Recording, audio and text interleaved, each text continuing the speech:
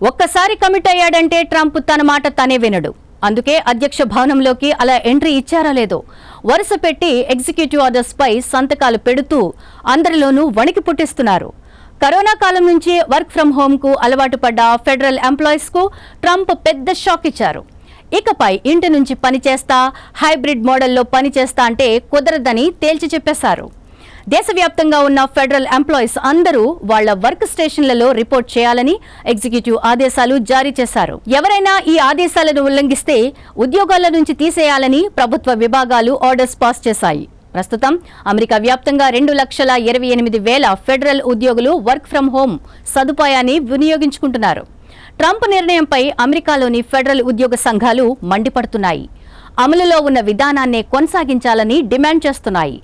ఉద్యోగాల్లో కోత పెట్టేందుకే ట్రంప్ ఇలాంటి నిర్ణయాలు తీసుకుంటున్నారన్న విమర్శలు కూడా వెల్లువెత్తుతున్నాయి. ఎలన్ మస్క్ సలహాలు వింటూ ఎంప్లాయీస్ ను వేధిస్తున్నారని విమర్శిస్తున్నారు. న్యాయ పోరాటం చేసేందుకు సిద్ధమవుతున్నారు.